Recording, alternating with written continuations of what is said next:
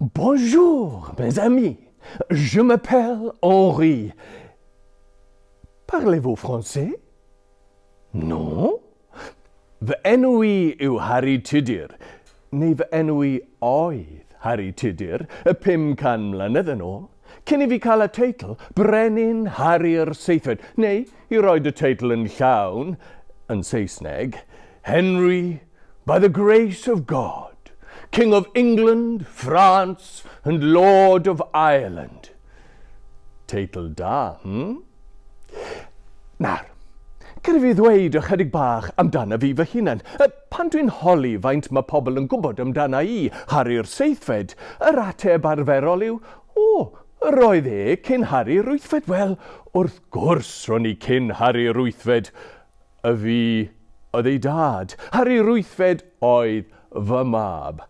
Ond amdana I, Harri'r Seithfed, na I adrodd yr hanes I chi. Ces I fy ngeni mewn castell. Castell Penfro. Castell ysblenydd iawn. Dyma mam, Margaret Beaufort. Roedd mam yn 2 yn rhoi genedigaeth I fi. 2.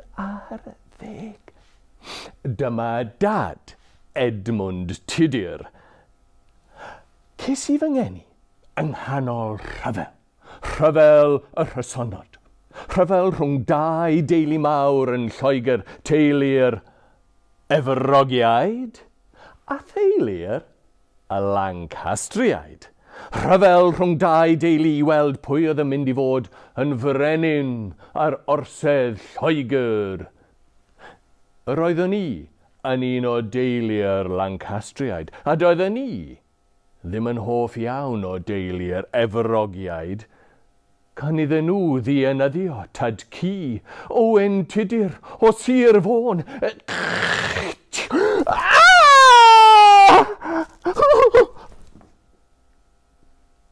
Nathon nhw hefyd cipio dad oddi wrthon ni, cyn I fi cael fy ngeni hyd yn oed, a'i roed yn y carchar yng Nghaerfyrddin, lle buodd farw o'r pla di, felly nes I fyth gweld dad. Ond roedd brawd dad, Wncl Jasper, yn byw gyda ni, a gysyn ni blynyddoedd hapus iawn yng Nghastell Penfro. Pan ges I ngeni, roedd brenin ar yr orsedd o deulu'r Lancastriaid, y brenin Harri'r Chweched, a gysyn ni blynyddoedd hapus iawn gyda Harri'r Chweched ar orsedd. Ond erbyn I fi cyrraedd ym mhenblwydd yn 4 oed, roedd y brenin wedi newid I deulu'r Efrogiaid, y brenin Edward y Pedwerydd. Fi oedd mab hynaf teulu'r Lancastriaid, ac roedd yr Efrogiaid yn poeni y byddwn I moyn dod yn frenin pan fyddwn I'n hun, ond oedden nhw ddim eisiau hynny. Felly wnaeth Edward y Pedwerydd mynnu bod fi'n cael fy nghipio o Castell Penfro I gastell pell I ffwrdd. Castell Raglan, lle roedd dyn o'r enw William Herbert yn byw. A roedd William Herbert yn ŵr bonheddig, a nath fy nhrin I yn dda iawn, fel mab iddo fe I hun yn wir, a dysgodd llawer iawn o bethau I fi, pethau fel, sut I ddarllen, ac ysgrifennu. Pethau fel sut I ymladd gyda chleddyf. A sgil pwysig iawn, sut I farchogaeth.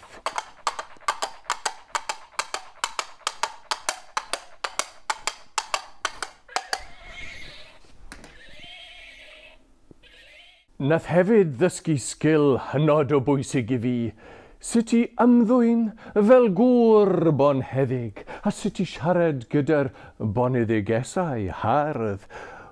Bore da, foneddiges, mor hardd yw eich gwen. Yr oedd William Herbert yn gobeithio bydden ni, falle rhyw ddiwrnod, yn priodi un o'i ferched Ond yn anffodus I William Herbert, mewn brwydr yn erbyn teulu'r Lancastriaid un diwrnod, cafodd ei ladd. Newyddion drwg iawn I William Herbert, ond newyddion da iawn I fi, achos ro'n I nawr yn 40 oed, yn rhydd I ddianc o Gastell Rhaglen, yn ôl I Castell Penfro. Fi sy'n byw yng Nghastell Penfro am 2 flynedd, ond roedd hi'n beryglus I fi aros yng Nghymru. Felly, nath Wncl Jasper a fi ffoi mewn cwch bach I Ffrainc. Da da da da da da da da da da da.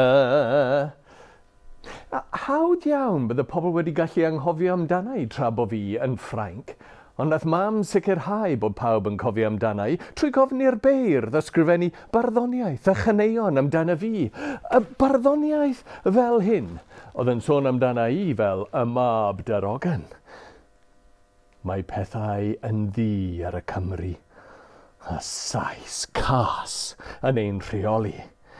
Ond fe ddaw'r mab darogan I ryddhau Cymru gyfan, ac enw ein harwr fydd Harri, sef fi.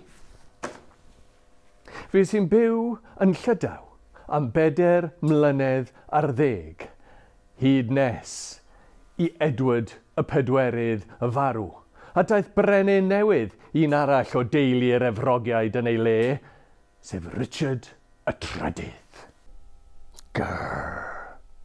Roedd Richard y Trydydd yn frenin cas ac amhoblogaeth, hyd yn oed ymysg ei deulu ei hun. Dyma oedd y cyfle perffaith I fi fynd yn ôl I Gymru, a chipio'r goron yna I fi fy hun cael dod yn frenin Lloegr. Ac felly, yn yr haf 1485, es I a byddin bach yn ôl I Gymru, a glanio mewn lle o'r enw Milbeg, deil yn Sir Benfro. Ond, roedd gen I ar fyddin bach ffordd bell I martsio trwy Gymru I Bosworth yng ngogledd Lloegr. Ond, roedd rhaid I fi alw gyda pobl pwysig Cymru mwyn I fi ceisio I perswadio nhw I roed eu dynion I fi fel bod byddin gyref gyda fi ymladd yn erbyn Richard y Trydydd. Ac felly, I ffwrdd â ni. Ymlaen â ni I Hwlffordd. A dyma fi'n cwrdd ar bobl pwysig. Y dydd da, y bonheddwr a boneddiges, medda fi wrthyn nhw. Harri Tudur ydw I, wedi dychwelyd o Ffrainc ac ar y ffordd I ymladd yn erbyn Richard y Trydydd yn Bosworth. Newch chi ymuno gyda ni? Ai chi yw'r mab darogan? Gofynnon nhw. Ie. Y fi yw'r mab darogan, newch chi ymuno gyda ni? Fe nawn ni ymuno gyda chi, medden nhw, ac felly ymlaen â ni I Bosworth, ymlaen I Aberteifi.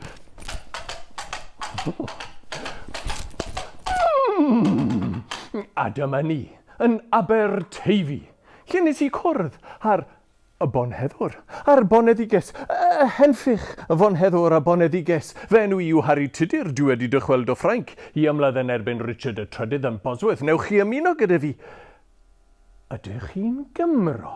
Gofynnon nhw. Ydw i'n Gymro? Wel, wrth gwrs mod i'n Gymro. Dwi'n cario baner Cadwaladr. Cadwaladr oedd brenin olaf Cymru. A symbol Cadwaladr oedd y ddraig goch. A nes I cymryd symbol Cadwaladr a'i roed ar gefndir gwyrdd a gwyn, a bod e'n edrych yn well. Felly ydw rwy'n Gymro, ond hefyd oherwydd Owen Tudur fy nhad-cu. Mae gen I waed Cymraeg yn pwmpio trwy fy ngwythiennau. A diolch I William Herbert, dwi hefyd yn siarad Cymraeg. Felly ydw, dwi'n hollol sicr y mod i'n Gymro. Newch chi ymuno gyda fi? Fe nawn ni ymuno gyda chi, medden nhw. Felly, ymlaen â ni I Bosworth, ymlaen I Llanbadarn Fawr.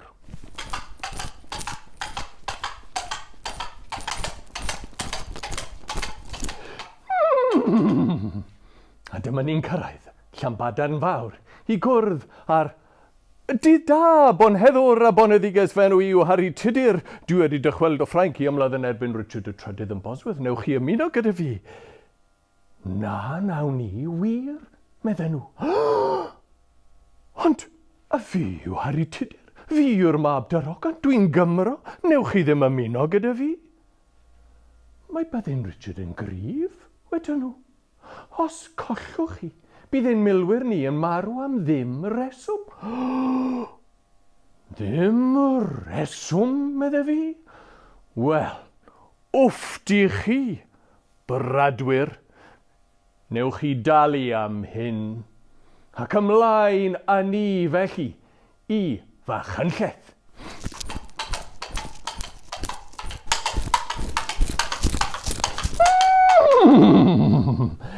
A dyma ni ym Machynlleth. Y dydd da, bonheddwr a boneddiges fenw i yw Harri Tudur. Dwi wedi dychweld o Ffrainc i ymladd yn erbyn Richard y Trydydd yn Bosworth. Newch chi ymuno gyda fi? Dwi wedi blino ar yr holl ymladd. Sut y byddwch chi'n cadw'r heddwch? Gofynnon nhw. Cwestiwn da.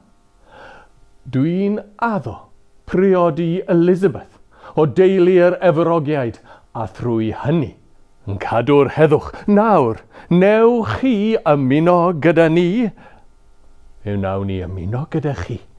Gwych, ymlaen â ni i Bosworth, ymlaen â ni i'r Amwythig.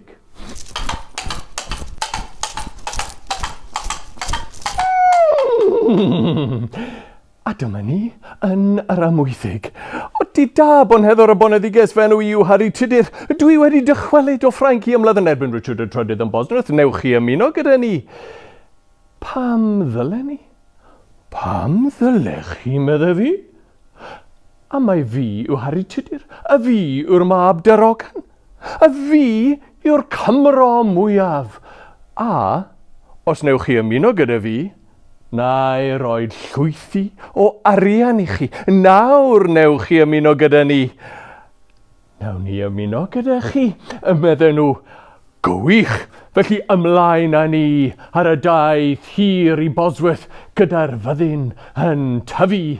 Ymlaen i Bosworth!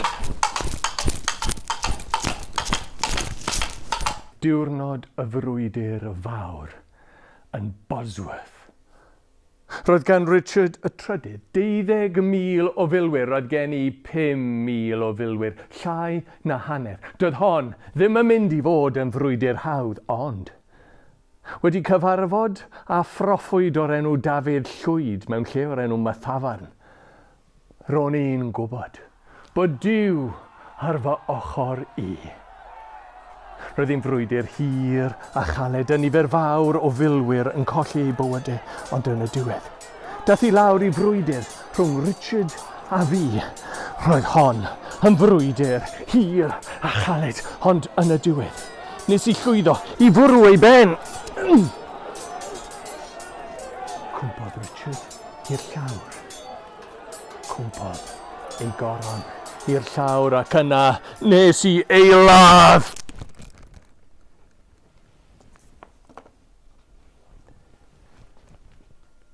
Codes i'r goron, a charoni fy hunan yn frenin. Brenin Harri'r Seithfed.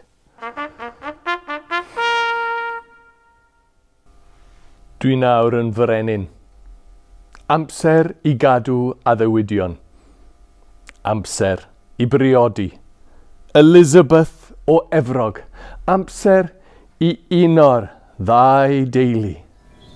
Trwy briodi Elizabeth o Efrog. Ac felly dechreuodd oes newydd mewn hanes, oes eiraidd, oes y Tuduriaid.